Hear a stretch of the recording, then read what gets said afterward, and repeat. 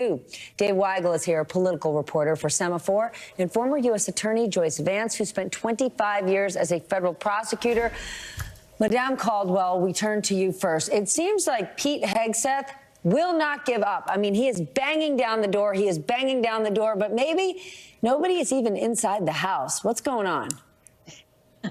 He's not giving up. And the reason is because essentially Donald Trump has told him to keep fighting, and he's going to do that. But the catch is Donald Trump isn't going out on a limb for Pete Hegseth. I'm told by Republican senators, Republican sources who say that Donald Trump isn't going to fight this fight for Pete Hegseth, that if Pete Hegseth can swim, then he's going to let him try to get confirmed. Meanwhile, what's really telling is the fact that Trump team floated another nominee, Ron DeSantis. And I'm told that that's actually very real, that Ron DeSantis is absolutely in the running should Pete Hegseth flail. And the reality is on Capitol Hill that even the senators who are giving positive vibes about Pete Hegseth, this is making them so uncomfortable. And there's not that many senators that need to defect in order for him to fail this nomination. So, you know, it's a very uphill battle, and there's a lot of questions among senators if he can even make it through next week. My question, Pete Hegseth making the argument, if he gets this job to lead the Department of Defense, he will stop drinking. Well, what if he doesn't get the job? He's just going to keep on rocking? That's what I want to know. Dave, Kash Patel, John Cornyn said he has heard from people he respects very much that Patel is qualified for the job. He'll be great at it. Obviously not naming names. What kind of people? Who is the camp that could potentially be in John Cornyn's ear saying Patel's the guy? This is a very long-running discussion in MAGA world and conservative world. Patel gets credit from Trump supporters, and this includes Cornyn to an extent, for being critical of the Russia investigation in 2016 and afterward, writing the Nunes memo, critiquing and debunking parts of what FBI agents looked into in 2016, not revealing it to voters before the election, but investigating things that became problems for Trump as president. He is, whether Democrats like it or not, he's taken very seriously on that. The fact that FBI agents who investigated whether Trump was getting benefits from Russia, whether Russia interfered in the election directly on his behalf, that does matter. And what doesn't matter as much are Patel's moves since he left the administration, since the administration ended. His behavior inside it, and also just his children's books, the way that he has built a brand for himself, complete with scarves, I should say, and logos, advertising himself, signing books with the QAnon slogan, "Where we go on, we go all." That has not come up as much as the fact that the FBI has lost a ton of esteem among Republicans, voters, and senators, and they agree with the Patel critique from 2016. Leanne, what do you make of this reporting that Trump would go all in and fight hard for Tulsi Gabbard and RFK? Yeah, so it's interesting to see how Trump has handled all of these nominations. With Matt Gaetz, you know, he wasn't out front. With Pete Hegseth, he's not super out front either. You see a little bit of online push from people around Trump in support of Pete Hegseth, but Trump hasn't really full-throatedly defended Hegseth. Now, with Gabbard and RFK, those are two people who really fulfill Donald Trump's campaign promises. He obviously made a deal with RFK during the campaign in exchange for his endorsement that he would bring him into the fold and let RFK do what he wants with the health agencies. And with Tulsi Gabbard, she is also someone who has become extremely loyal to Donald Trump, someone who is a former Democrat, but out of the nominees, aside from Pete Hegseth, I'm hearing from members on Capitol Hill, Republicans who have a lot of concerns about her. I'm told that RFK is probably going to be fine. I'm told that Kash Patel is probably going to be fine too.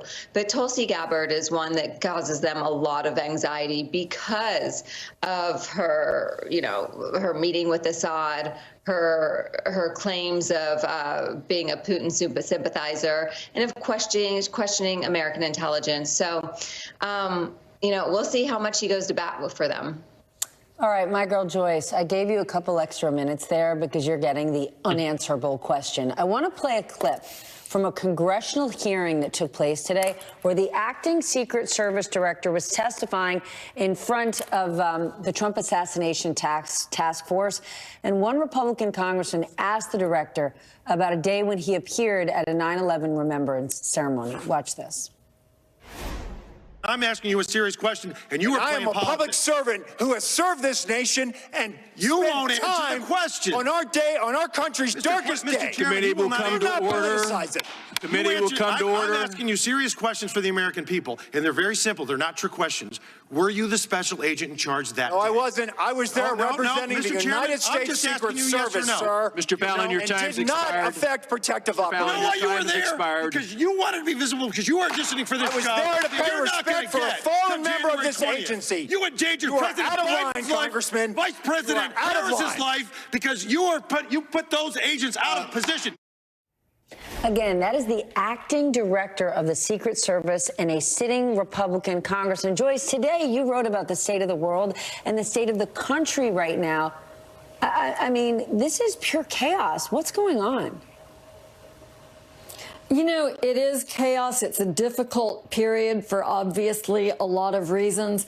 When you play that clip, Steph, it's just so out of sync to imagine a Republican Party that is so far advanced into a war with law enforcement. Not very long ago, when I was a sitting U.S. attorney during the Obama administration, Republicans viewed themselves as being a pro-law enforcement party, and they in fact were.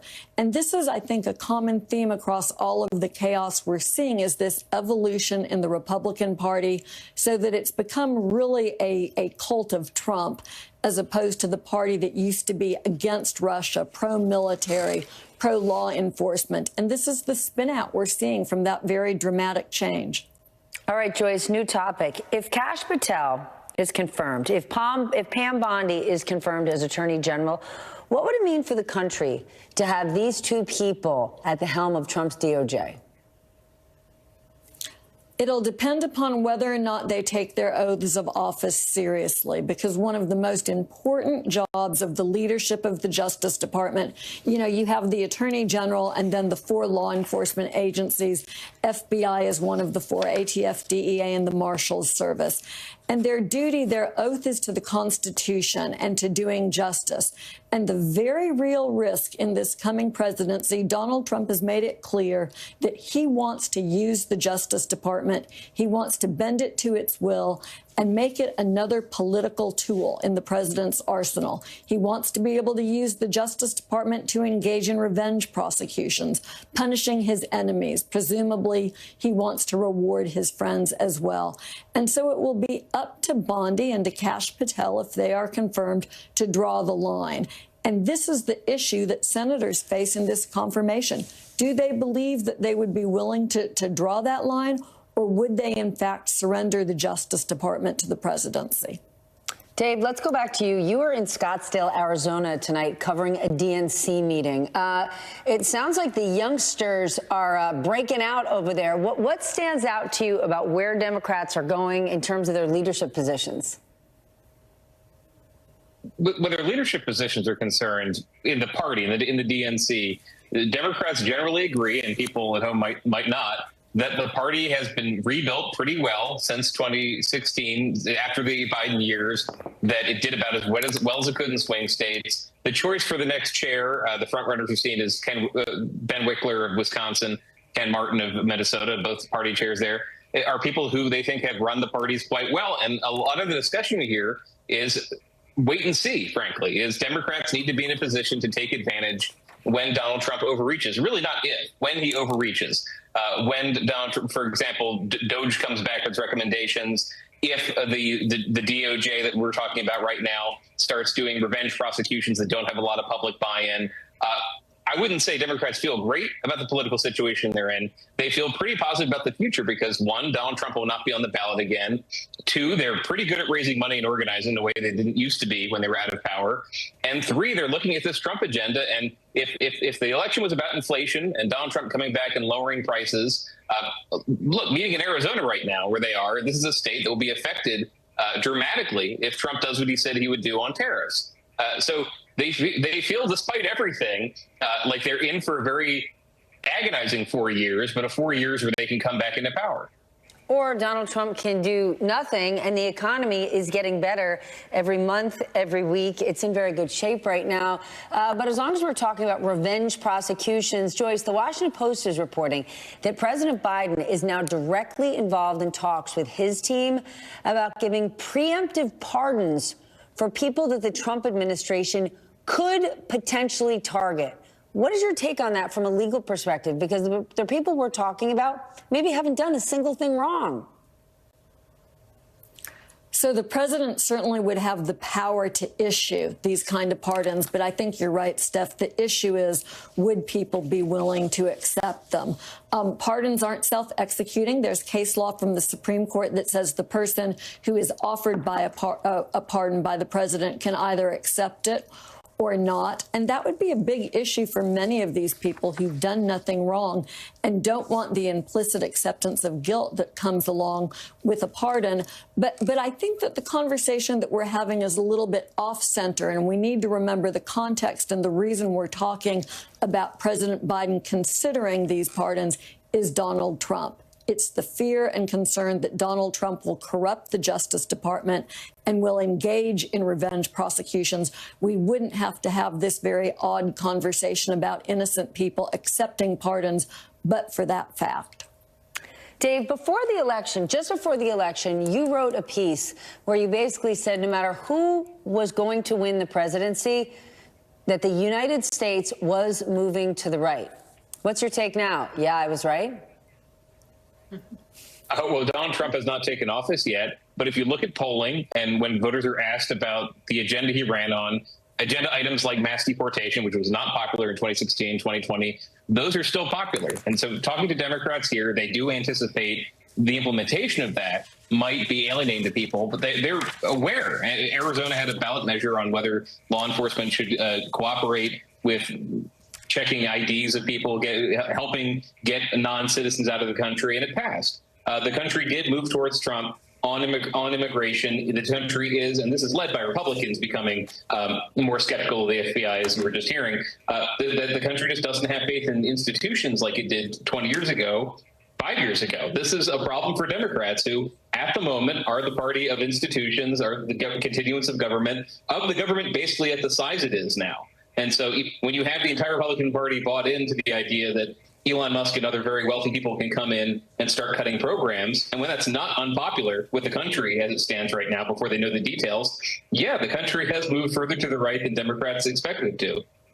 Yes, and we'll get into this in the next segment, though. The problem is DOJ doesn't actually have any power to cut anything or do anything. We're going to talk about that next.